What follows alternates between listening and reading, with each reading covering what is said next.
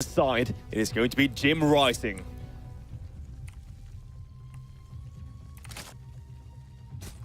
And his opponent down here, or rather up here, in the north side.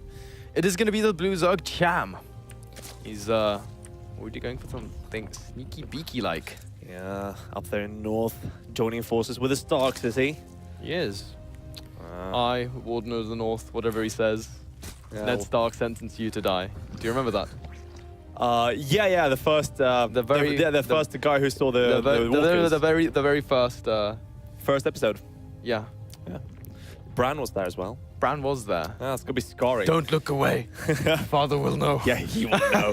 Oh man, so many memories. So it's basically the same thing. I mean, the situation is basically the same. You know, Jim Rising comes up, and if he does, I mean, he's not scouting with anything, so yeah, he's looking away. Right now, Cham Father will know. Right now, Cham is like, casters, don't look away.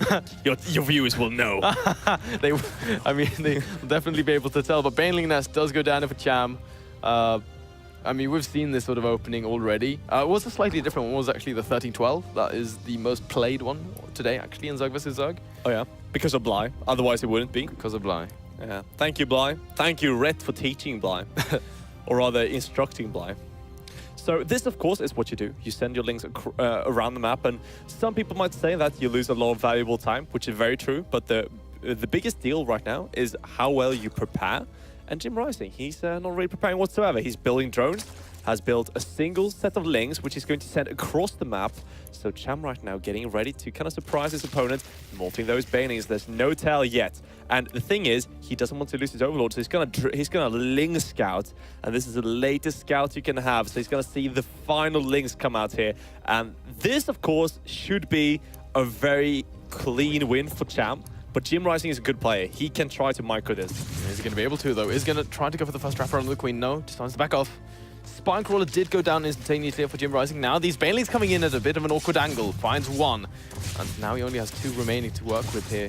He's going to go again for the wrap around here. Queen's not focus firing anything. And he's just passively holding the bottom of the ramp here, waiting for maybe a juicy target of Lings or maybe going into the drones. But he's just holding, and that's it, Alex. Like you said, super clean. Cham picks up the first win within the first 3.5. Game number 2 between these two players. We aren't going to be jumping into the map. It is going to be Ruins of Endion.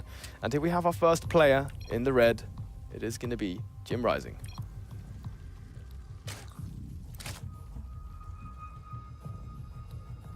And his opponent down in the bottom right. It is going to be our blue Zerg up 1 game. It is Cham. And he's 1 game away from getting that rematch that he's so thirsty for versus Kelazur. Oh, Can he make it here? He's going to drone scout now. He doesn't want this to happen to him. Yeah. I like this. I think it's smart. Yeah, I gotta say though, I'm really impressed with Cham. Getting the first win here against Jim Rising, because Jim Rising, I would say, like especially in Heart of the Swarm, was the bigger name, but now Cham has been doing better in Copa America. So if Cham keeps winning this, I mean that's pretty hype, I gotta say, you know.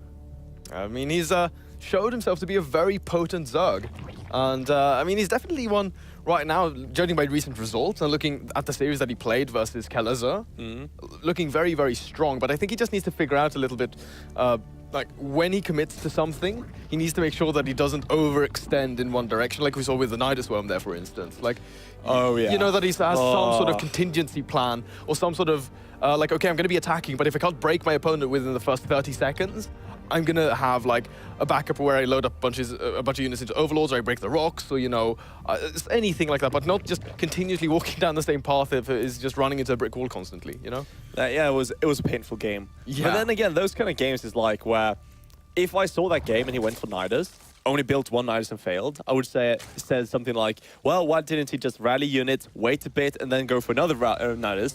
But when you see this, and he keeps failing with doing that, yeah, it's the other way around. So it's like, because he's throwing away so many resources every single time. There's always 2 sides to the coin. So, yeah, I mean, if exactly. In this case, you know, he threw away too many resources. He probably just should have, you know, tried to go back and not try these kind of crazy moves. Then again, had he lost the drawn-out macro game, I bet we would be sitting here saying, why didn't he just, you know, try to go for more Niduses? You know, he had the Nidus tech ready. Hindsight is always 20/20. Yeah. So, I mean, that's one thing to sort of take. Both us sitting in glasses were like, we know exactly. The only time we have good sight is in hindsight. Yeah, that's very true. Like, I need to get better glasses, actually, because Mine are fine. I just don't watch them enough. Oh, no, mine are just pretty bad. Like, it's actually my eyesight getting gradually worse and worse. Yeah. That's a sad fact, you know. Yeah, it always hurts, man. Eventually, see nothing. I'm gonna end up like wake up. That day is the day I can beat you. I'm gonna be like wake up and like wait. Is it still 12 o'clock at night and I'm actually just blind? But here we are now in this game. Jim Rising going for a bit of a switch up. He is going to drop that Roach Warren as he starts that lair. And again, we saw this previously. Did go for the quick Lyle reconstitution and that +1. No evolution chamber just yet though. Cham on the other side of things though. Got the third hatchery up and running. He's also broken down the rocks. Just enough HP to knock them down in a couple of seconds. So his setup here, I mean, still going to be fairly strong because he's got the rocks to work with. Will buy him a lot of time. Yeah, and you don't want to walk past these rocks with your Roach army. You really don't. You just kill those rocks and then you try to beat them down completely because you don't want to risk getting trapped there. You know, it's so brutal. By the way, I did see a GIF earlier on Reddit. You know, with the stasis ward, when you break those rocks, everything dies. Wait, 100%, yeah. Are you sure? Yeah, if you stasis because ward... didn't I ask you about this the other day? Yeah, you did. So if you stasis ward underneath some rocks, because the thing is, it never happens to me because I was scout for my stasis wards, but we actually did see someone get trapped like that. And that's actually so sick. Yeah, so everything dies. You can definitely make some sick plays happen with that, but... Well, Nidus Worm, it will be Jim Rising. I don't know if this is going to work, though. We have 12 roaches coming out from Cham. Yeah, there's going to be a lot of units here for Cham. And I mean, he's got a healthy economy as well. So, I mean, already looking at the army supply, he is ahead. Is Jim Rising taunting Cham right now? He's going to build like 6 Nidus to lose every single one. Yeah, and be like, you know what? You're not good enough, but I am. Oh, I mean, to be honest... Oh, Cham realizes he doesn't want to have the base trade. Yeah, he's moving out. He's moving in, he's moving. He needs to get on top of this Nidus, but no, the queens Cham, are out. Look, those are queens for transfusions. But he only has 1 or 2, so not going to have all too many, but a third queen will join the battle.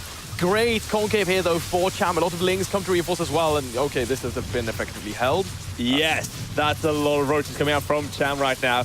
He does have a pretty decent advantage with that, with having, of course, the third base for production and just cleaning everything up right now. Jim is going to just run away.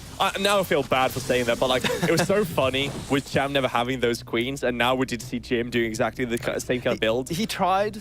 Yeah. It was a valiant effort, but it wasn't enough. So now it's time for Jim to build 5 more. Yeah, but no, he's actually going to be transitioning, Alex. He's going to be dropping this Spire. But the counter-attack from Cham.